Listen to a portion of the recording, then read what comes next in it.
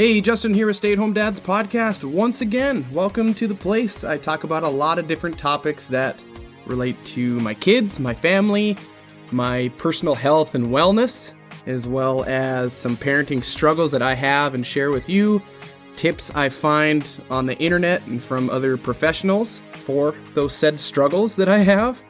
And plus I try to throw in a few solid guy topics, other things that I find interesting, and hopefully one of those things interests you and intrigues you and maybe helps you in some fashion. But anyways, thank you for being here today. All right, I've been crazy busy today. I'm finally sitting in my nice quiet house. My wife is off at work. My kids are off at school. I had a mad dash and thrash to try to get some maintenance done on my truck that I have been clearly putting off for way too long. I had to do brakes on it.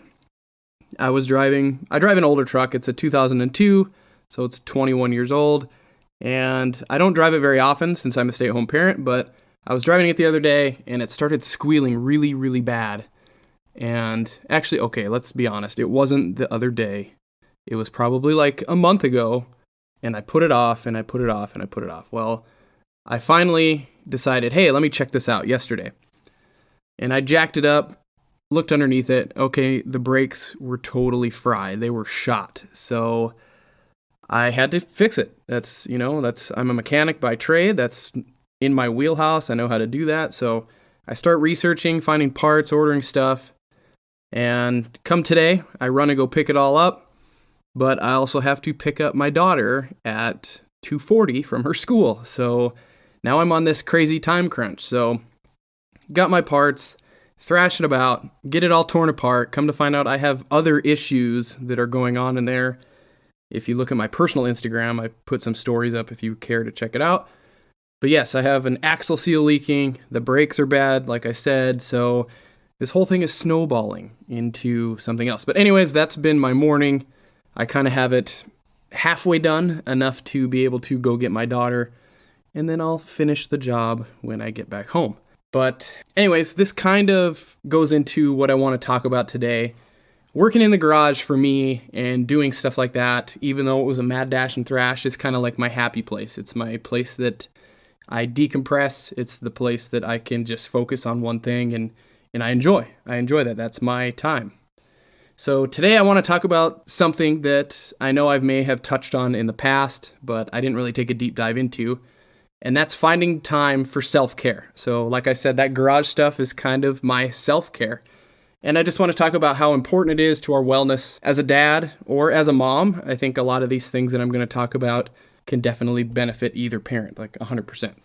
I think we as parents get so wrapped up in that provide for our kids and our family and just doing all those things, all those chores, that we tend to put our own needs on the back burner, so to speak. And maybe the word needs is not the correct terminology, but just pushing off things that we may want to do or accomplish. Omitting those things for the greater good of the kids, of the family, which in some respects, when we aren't fulfilled as parents or feel like we're getting the support, I don't know if support's the right word, but the self-care that we need, then we aren't the best versions of ourselves for our families, right?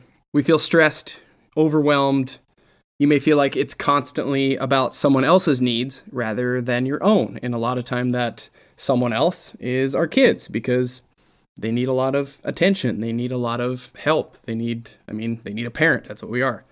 And no matter how much energy we put into them, it still may not be enough because our tank is empty. Yet we're trying to kind of fill someone else's. And it just gets tougher and tougher.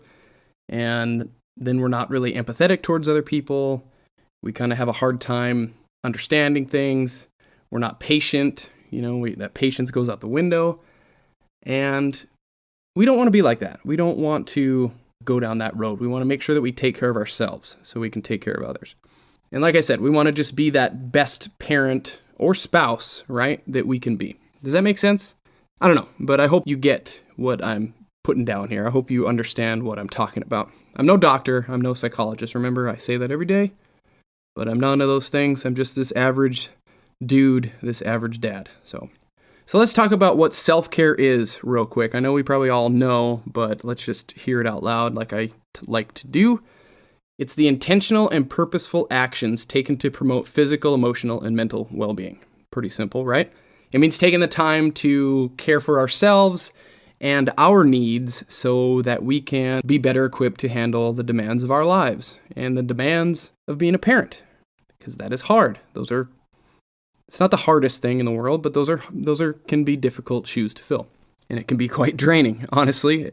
Doing nonstop kid stuff and house stuff and cooking and all that can be kind of draining. All right, so we know what the self-care is. What does it look like? Well, it can be a lot of different things. Anything from exercise, meditation, reading, going for a walk. I heard being out in nature is a really good thing for self-care. Get out in the fresh air and get out with the birds and the bees and the animals and all that stuff. Going for a hike, being out in the sun, because that sun is really good for you. Doing a hobby, going out with friends. Even take a look at your chore list or your to-do list. And I know it doesn't really sound exciting I got to do a chore.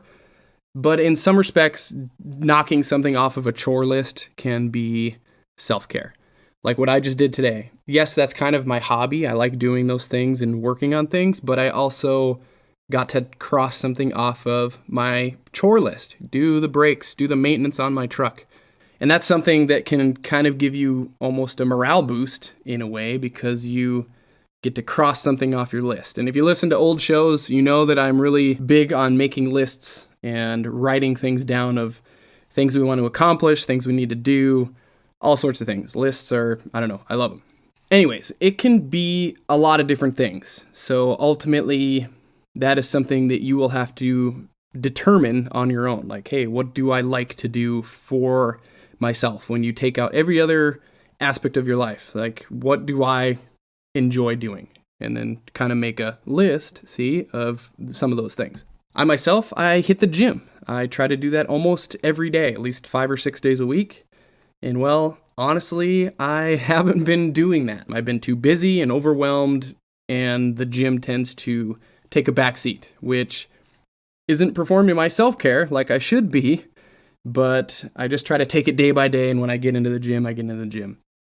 And I also like my hobbies. Like I said, I've talked about how important it is to have a really good hobby or a lot of different hobbies, to have something that you can really focus on, like I just did working in my garage, something you can be passionate about that is outside of your family life.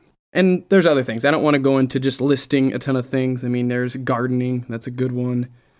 Hiking, like I said, going for a walk, being outside, all that stuff. I mean, this is all very personal. You kind of make that decision. Maybe it's shooting guns. Maybe it's hunting. Maybe it's camping. I don't know, but that's your decision. But it gets tiring always feeling like we have to tend to other things and other people all the time. Kids, groceries, house duties, extracurricular activities for the kids. I mean, sometimes, even for myself, being home all the time, I feel like I don't have a lot of personal time to fill my proverbial tank, if you know what I mean. And then you add work on top of all of that. For most parents anyways, I imagine a lot of you work, and it can be really draining and really stressful. And that's the reason that this self-care is so important. If you didn't really gather that already, this is an important thing. So that's why I'm really driving it home. So I just want to run through a few tips, a guide, so to speak, to make sure that we all perform that self-care that we're desperately in need of. Number 1, we need to identify your needs. Really take some time to think about what you need to feel physically, emotionally, and mentally well, to be in the right headspace. Do you need more sleep? Do you enjoy or need exercise? Alone time in that quiet house? Maybe those social connections that we have with friends outside of the home. Maybe something like that. Maybe just plain old relaxation. Lay on the lounge chair in the backyard, get some sun, listen to a podcast, maybe. Listen to an audiobook, whatever you do. You know, there's a lot of things. And that social connection can kind of be a big one, at least from my experience anyways. Being a stay-at-home parent can honestly be kind of lonely, kind of like you're on a deserted island with 2 kids and your wife. Does that make sense? I mean, yes, I have friends, I have neighbors, which are great. I love all those people, love those guys. We get along great, we do a lot of stuff, but I don't see those people every day. They have lives, they have kids, they have jobs, so they're off doing their thing. And I don't have that set of work colleagues that people typically have, so it can be that much more paramount to see friends when you can, or even make social connections in other ways, like volunteering, doing stuff at the school, doing stuff at your church, something along those lines. And that's stuff that I think I need to do myself. I talked about before, I'm volunteering a little more. I need to do that some more. So I'm working on that to make those other connections. It's kind of good. All right, number 2. So once we've identified those needs, we've figured out what we want to do for our self-care. Now we need to make a plan, right? Make a plan to prioritize those things and do those activities so we meet those needs, so our needs are met, our self-care is being addressed. Here's the thing though too, we need to kind of start small and be realistic here. We can't just jump straight into blocking off a bunch of time for dad in the name of self-care, okay? That's not probably, A, it's probably not going to fly, and B, it's not going to be sustainable. Sure, every now and then, yeah, I'm going to go golf for 5 hours. Okay, fine, but that's not going to be something that I'm going to do every single day. And we also can't get upset when this shit really doesn't go the way we want it to go. Something happens, a kid gets sick, oh, it's cutting into my me time. It sounds kind of silly to have me time when you're a parent, but it's important. And that's just it. We're still parents. Things change, and we still need to be really conscious of that. All right, number 3, set some boundaries. Be vocal about your plan. Let your family know, hey, this is what I need, and this is what I'm going to try to do, and this is why. I think doing this can be a bit challenging. You're essentially telling your family, hey, I need some space, and sometimes that's not going to go over well.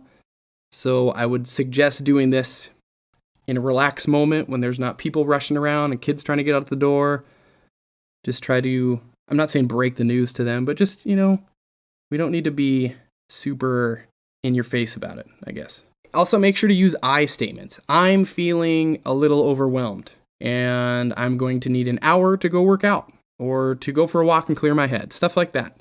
We don't want to go in hot, blaming others for why we need this time. Damn it, you guys are always demanding my attention and I can't take it. Or you never leave me alone. You always need something. And get all crazy. I can't even go to the bathroom without you finding me. We don't want to do that. That's going to hurt some feelings. And we really don't want to do that. Kids are pretty, mine anyways, can be kind of emotional sometimes and take things pretty hard when you get on them like that. So we want to kind of tread lightly. Also with that, we need to be honest and concise. Tell your family what's going on and why it's important to you. That you need a few minutes here and there so you can be a better dad or spouse to them. It's going to be difficult enough telling the most important people in your lives that you need some space. Like I said, that could hurt some feelings, especially if it's not conveyed in the right way. Also, don't just make this be like a lecture. It's not just your family's job to listen to you. I think we should get some other perspectives and opinions as well. Be kind of open-minded. Let the conversation flow. Even if they don't really understand it, you can kind of let them know how you feel. Maybe they have some good ideas. And I know there are times when I catch myself, I don't know if this fits in here or not, but I catch myself being kind of swallowed up by a certain attitude. Or I'm stressed and I'm getting very curt and very kind of gruff with people. You can kind of feel it and see it coming on within yourself. And I'll give you an example. Even when one of us, my spouse or myself, are kind of in the moment of noticing this is happening, we'll just kind of say, hey, can I go for a walk? Can I go to the gym or even just run to Target by myself to have a little alone time and just go handle some things, go work out, go walk, go shop by myself? And it works out pretty well. We've done that quite a few times. My wife will see that I'm struggling and she will just kind of come to me and be like, hey, why don't you go work in the garage for a little while? Or, hey, you want to go work out? You haven't worked out yet today. Why don't you go do that and run a couple errands? Just to give me that space that I need. And it's kind of nice when each of us senses the other needs that and steps in a little bit. So you could also try that with your spouse as well. Sometimes I can see her getting a little overwhelmed or a little bogged down by a lot of things, and I'll be like, "Hey, why don't you go for a walk? I got the bedtime routine," or, "Hey, I'm going to get the girls in the shower and make sure their teeth are brushed. Why don't you go take a half hour or 40 minutes and go for a walk and just do your thing?" And I think we're pretty good at doing that, so that's definitely something to try. Also, all this self-care stuff doesn't have to be hours and hours of time. It can just be carved out here and there, little things for yourself. I know we all have little bits of time throughout the day to do some form of this, right? 10 minutes in the morning or after the kids go to bed in the evening to do something kind of nominal and quick. Maybe it's a little meditation. Maybe it's just stretching on the floor. Maybe it's, I don't know, a lot of things. We have that free time. I know we do. It just depends on how you want to spend it. I just think about all the little bits of times I waste throughout the day. A lot of it scrolling on my phone at stupid social media, right? It could all be consolidated down and put towards something a lot better. But if scrolling through your phone for 10 minutes is a way that you like spending that time and that's your self-care, then so be it, I guess. That's your way of doing that, and I'm not going to jump on you for it. All right, next one. We also need to make sure we practice a little bit of self-compassion. Even though we made a plan, we carved out the time, we told the family, we can't be too hard on ourselves or others around us when we're unable to stick to it or when things suddenly change. Like I said earlier, we're parents. Life happens. It's okay to be flexible and adjust as we go. It's really easy to beat ourselves up about anything when we feel like we're not in control or things aren't going to the plan. I know, I do it literally all the time. All right, next one. Was it 4 or 5? I kind of lost count. But anyways, this next one is be consistent. Just like anything, we have to be consistent for it to actually help, okay? We can't carve out the time and do something for ourselves one single time. Oh, I'm done. Brush your hands off. I'm all done. I did my self-care once. I'm good, right? No, it doesn't work that way. We don't go to the gym just one time. We don't go work out for 1 hour and we're like, all right, sweet, I'm fresh. I'm all done. I feel great. Don't need to do that again. No, that's not how that works. We don't eat healthy one time. We don't have one healthy meal, do we? Oh, I had a salad. Done. Don't need to be healthy for the rest of my life. No, doesn't work. We have to be consistent. It's key. Even if it's just for those few minutes a day in the morning or whenever. This is something that we should really try to incorporate into our everyday routine. Because if you do that, then you just do it mindlessly without thinking about it, and you're doing your self-care automatically. Allow it to become that habit. Going to work out every morning. Get up 6 a.m. Go meditate for 10 minutes in the living room, before the kids wake up or before they come home from school. My kids are going to be home from school as I record this in an hour. So maybe once I get done doing this, maybe I'll go do some self-care, some more self-care, right? Like I said earlier, I enjoy working out every day. And lately that hasn't been the case. And I can tell with my mental state or with my mindset is off. I don't get to push myself in the morning in the gym like I typically do. It's something that apparently I need to do to kind of get my mind right and just focus on one thing and clear my head. And yeah, I need to really get back into that. All right, number 6, let's call it. Just a couple more here, I promise. I'm almost done. Practice gratitude. If we take the time each day just for a moment or even in the midst of a stressful or overwhelming situation, and I know that's probably impossible to do, to have gratitude in the middle of being, at your boiling point with someone in your family. But I'm just saying if we take a second before maybe we get to that point to kind of reflect on what we're grateful for or remind ourselves that, yes, this is stressful or I'm having a hard time handling this, but also this is why I'm doing this, that I'm doing a good job, or this has to get done, or it's okay to be stressed. Maybe you tell yourself that. Life isn't always going to be unicorns and rainbows. And I know that's easy for me to say. I'm a stay-at-home dad and I'm sitting here in my house and I'm talking to you. But yeah, every day is not going to be perfect. Some rough shit happens, and I think it's good to pat yourself on the back sometimes and just say, hey, look at us. We're making it work. We're doing it, right? use those positive affirmations and repeat them to yourself in your head throughout the day. It's a great way to practice that gratitude, and it can kind of help shift your mindset towards positivity instead of negative, because it's not fun just thinking about negative stuff all the time. Be like, oh, this isn't going great, or oh, this is broken, or my kid is doing this, and negative, negative, negative, and it just drains you. It's easy to get into those negative thoughts too. A little voice in your head can quickly tell us how crappy we're doing, or how we're not getting enough done, or even how lazy we are, or how terrible of a job we're doing. That little voice in your head. And from what I've heard, even when we say things to ourselves in our head sarcastically, our brain doesn't necessarily know that we're being sarcastic. So those negative thoughts do a lot more harm than we think. Our brain subconsciously believes that what we're saying inside our head is the truth, or will be true. At least that's what I've read, or remember seeing or hearing, but it makes sense. So your brain has no sense of sarcasm, so don't forget that. And I really try to get my girls to practice this, self-affirmations as well, to say those positive things to themselves in their head or in the mirror. I'm grateful for this, or I can do anything, or I'm strong and talented, or I'm smart. I try to get them to say it out loud. They don't really do it much for me. They think I'm being silly, but I still try. I still really try. I at least say, hey, just say those things inside your head. All right, so let's kind of wrap this up here. Self-care is not a luxury, but a necessity, especially for us parents who are constantly giving and giving to our families. It's not a selfish thing to do, to take care of yourself a little bit at a time on a regular basis. That's totally fine. It's for your well-being. It's for your family's well-being, so we can be better parents. We can be a better partner. We can be overall happier and healthier people. It can be kind of tough, but we gotta really balance it out.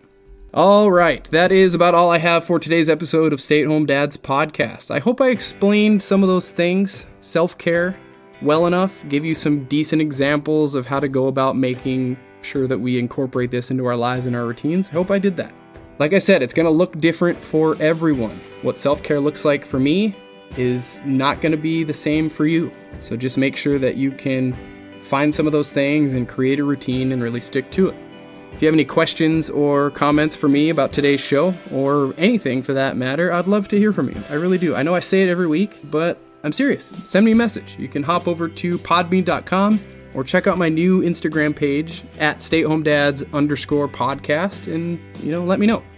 And by the way, that thing has jumped up like 100 followers, so I don't know if that's you, listeners, or just people on Instagram, but cool. Thank you. Thank you for doing that. I shared a clip actually about losing money, but it being worth it because you're spending more time with your kids and family.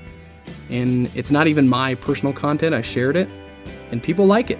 I guess I should really post my own content, and maybe I would get more people to comment and talk to me. But anyways, thank you for listening, and I will talk to you next week.